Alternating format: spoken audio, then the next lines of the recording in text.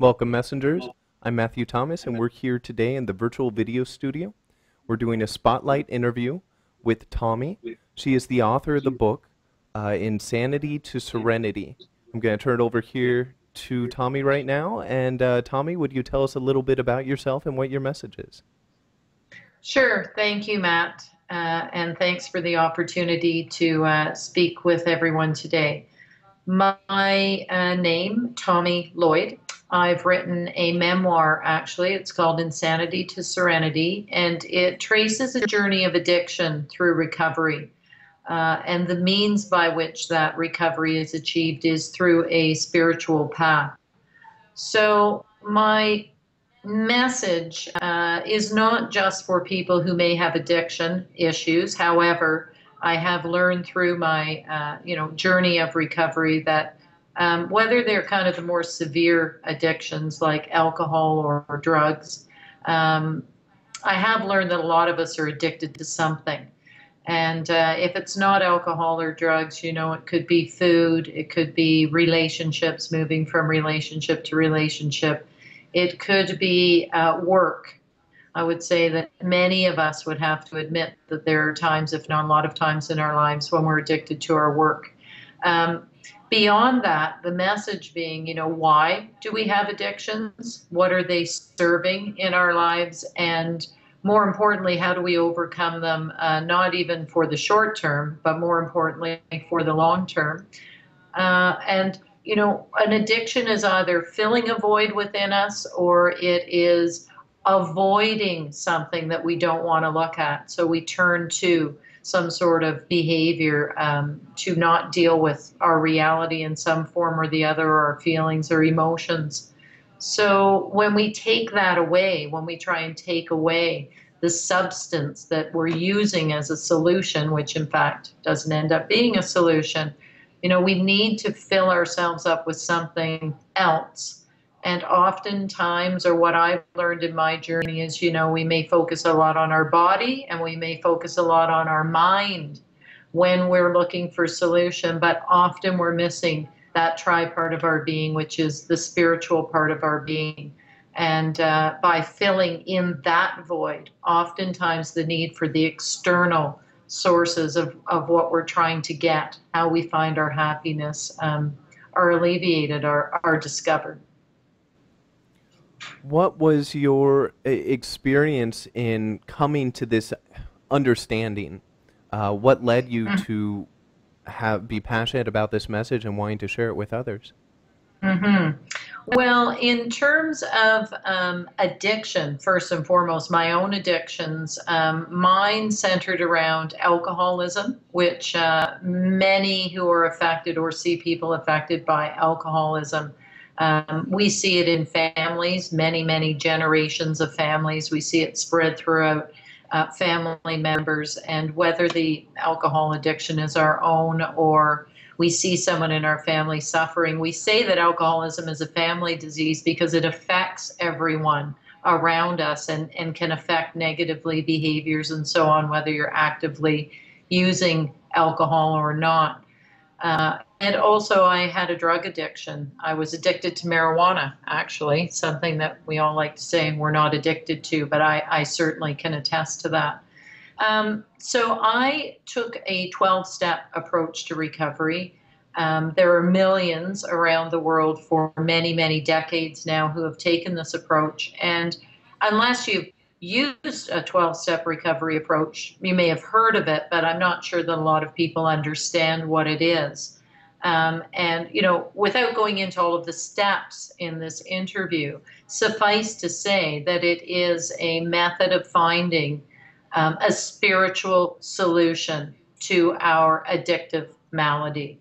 And it allows us to go individually on a spiritual path. It doesn't tell us how to do it. It allows us complete freedom to find our own spiritual path. And that's what I found most attractive in the beginning, I guess, that I had some willingness to go and look at it. And in the end, what allows us to take those principles that we used for our addiction recovery and apply them to our day-to-day living so that we end up having this, amazingly fulfilling life because we learn these tools and we're then able to apply them to our day-to-day living. And that will be the focus of another book that I'm currently working on, whereby we'll be able to take these principles and anyone can apply them to their day-to-day life and have a look at how to bring, it's easy to say, oh, you need some spirituality. Oh, how's your spiritual nature of our tri-being?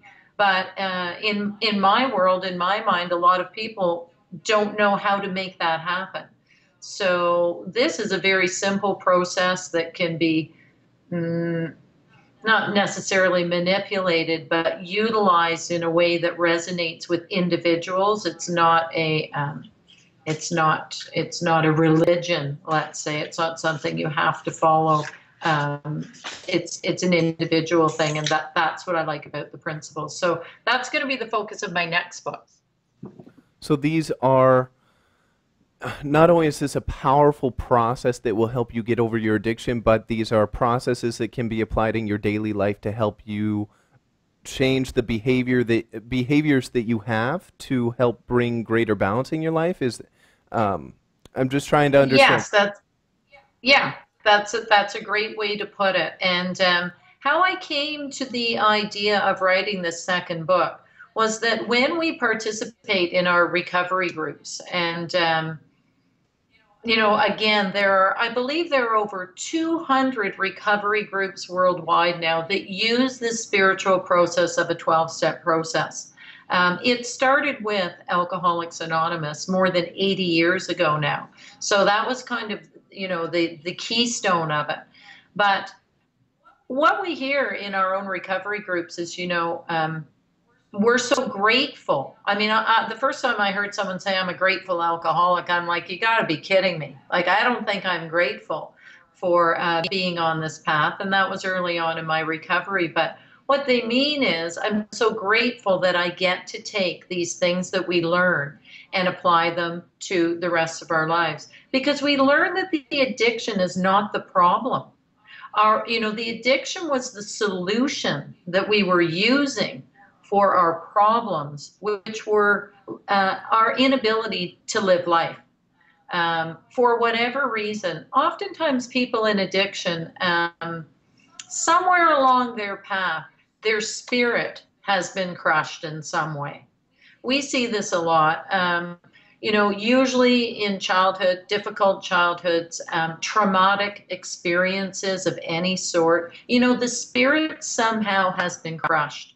And sometimes without us knowing it, because if you're young and this has happened, you don't understand what's going on, but later in life you're able to look back. So the spirit is crushed, and we use these outside things to try and make ourselves feel better, to try and make ourselves feel fulfilled and happy.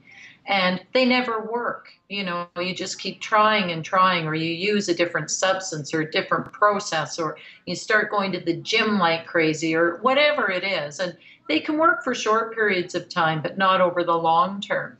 So by finding this spiritual nature to our being, when we face loss in our life, when we face disappointment in our life, when we face loss of a job, some major change, moving, the end of a relationship. For some of us, the beginning of a relationship. I don't know how to do this, and how do I do that? We're able to take these principles and every day say, great spirit of the universe, whatever you choose to call something that is more powerful than ourselves, that is there to support us in our path on this planet in this lifetime, to be able to pull upon that and know how to utilize it really makes our lives so much easier. I don't personally know of, I have never been to a 12-step program, but I didn't personally know that it had such a spiritual element to it, and that that was one of the things lacking in finding that balance and that change in your life. My father, who was a physicist and a scientist, told me that a person gravitates towards the drug that brings their brain most back into balance. And Mhm. it sounds to me like the process you're talking about is not trying to ignore or fight what's going on, but really look at what's going on and figure out how to bring that balance in a different, healthier, more holistic way. Is that appropriate or Mm. correct? Yeah, that's really fascinating that you brought that up from your dad's perspective because, you know, alcoholism in particular, which I don't think there's much argument today in the medical or scientific community that alcoholism is defined today as a disease. This is why people who look at people with alcoholism who don't understand it, it's always, why don't they just stop that? It's really bad for them. Well, it's far more insidious than that, or the alcoholic would quit. It's just simply not that simple a process. But when I think about that, we call it a disease of the mind, actually. And part of our challenge is our mind, it's very hard for us to get to slow our minds down. They go and they go. We see it as, the little hamster on the circular thing in the cage there. And our minds feel like that a lot. And so, yes, potentially alcohol or even other drugs tend to give us the feeling of slowing down, of being able to turn off that, crazy mind. So when we take that substance out and we try and place in something like a spiritual a spiritual thought, which would be, things like let go and let God, meaning quit trying to control everything, quit trying to orchestrate everything, quit worrying about the past, quit worrying about the future, quit trying to manipulate everything to an outcome that you think is best for you. These are very common behaviors of addicts. And it does require us to stop, to slow down, to allow something else to be in charge of the things that we really aren't in control of. We're not in control of other people. We're not in control of most circumstances in our lives. We're in control of our own behaviors and our own actions and reactions to what happens in life. But when you're in addiction, you're constantly trying to manipulate and move and control things. And it's a matter of us trying to allow a spirit to take over some of that and take some of that away and calm our minds down. So, kind of what your dad said makes sense.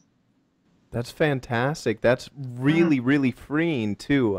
I know with a lot of people, um, we all have addictions. I'm one of them, of mm, course. I have my own addictions, and I know in that process there can be a guilt and an attachment and a difficulty in letting go and experiencing freedom from that mhm. burden of that addiction. And it sounds like this type of process allows you to let go and take that weight off of your shoulder and move forward. And even more powerfully, it sounds like this process applies not only to the big addictions in our life that many of us are struggling with, but individual habits and behaviors that we like to or would like to change. Yeah, that is exactly it. And that's where we get this wonderful gift in recovery that we continue to apply to many areas of our life. And we also become awake and aware. We know that without any awareness or ability to break free of denial of our addictions, this is again where, especially alcoholism, it's just unbelievable the level of denial that an addict will go through until they finally surrender. But if you're in denial, you have no opportunity to change. But once you're willing to recognize what your challenges are, and what we say in recovery also is sometimes you need to first find the willingness to be willing to be open to changing a habit or behavior. And for most of us, it's a fear factor. Even though we know some of our habits and behaviors aren't healthy, it's kind of like, yeah, but that's part of who I am. And if I'm not that person, who will I be? And who will I hang out with? And, what will people think of me? Because this is how I've, started to define myself. So again, from a spiritual perspective, one of the lines that I picked up, and we all pick up on different things, but I loved and I've held on to day to day is fear is lack of faith. So when I feel fearful about something, it's not that I have to find my own self will to overcome my fear. That's when, for me, I say, universe, Mother Nature, God, Buddha, it doesn't matter what you say, but I feel fearful and I'm going to hand this over to you and I'm going to go and take the step anyway. Now, let's also remember that faith without works is dead. So, you can have all the faith that you want in something out there that's going to support you, but we still have to do the footwork every day. There is work involved in overcoming some of our more negative behaviors, but there are far greater results and satisfactions that rewards that come back to us when we do that. So fear is lack of faith, and we're afraid of changing sometimes, even though we know it's not in our best interest to remain the same. It's not that easy. And I find in a lot of self-help today, because I've participated in a lot of it, um, think this way, train your mind this way, do this with your body, your mind. We're still being given a lot of tools that it's not to say they're not helpful. We are a tri-being, and body and mind are important. But all body and mind and no spiritual is still not going to get us to where we want to be. We kind of feel like we're halfway up the hill or whatever that may be. And that's what I found for myself. This is absolutely fantastic, Tommi. With the few minutes that we have left, would you talk about your site? And would you also share with us some of the ways that people can get in contact with you, as well as what's the process you take people through? I know that you have a book, and I want to hear about that, but do you also work one-on-one groups? What exactly is the process you facilitate to assist people in going through this process? Well, I'm on a journey as well. So I don't have a whole suite of solutions for people at this point, although I'm working towards that. So my book, first and foremost, is really designed for people who may think that they have some issues around addiction and can read. It's a very, very raw, firsthand, brutally honest story of addiction and recovery. And in my book, Insanity to Serenity, that you can buy on Amazon.com, you can buy directly from my website at insanitytoserenity.com. You will get it takes the reader right from my own childhood, which that's where addiction in my world began, right through my young adolescence, my 20s, my 30s, right through until today, being quite a highly successful person with all that stuff on the outside, but still having all of these behaviors and challenges. So I wrote that book first to try and take away some of the stigma, because without being totally honest about addiction, there is no opportunity for recovery. So the book is there for those people. A lot of people in early recovery resonate well with it. Friends and family members of people who have addiction issues, to try and understand the reasoning and thinking that an addict has, because I know sometimes it can be really, really challenging for people around an addict. Also to see the spiritual process by which I took to find recovery and all of those wonderful benefits. I am a parent. I am an instructor at college. I have my own business. I live in this world like a lot of other people, most of us do day to day. And so hopefully it relates to a lot of people on that level. My next book is applying these principles so that everybody can just become a more spiritual being and find their own path to that. So I am a writer. I have a journalism degree. I believe my writing is where I'm going to be able to deliver most of my message. I have a blog also on my website. But the next step is to speak about the topic of my books, and to get on stage and be available to speak to groups of any size or dimension, makeup in terms of audience.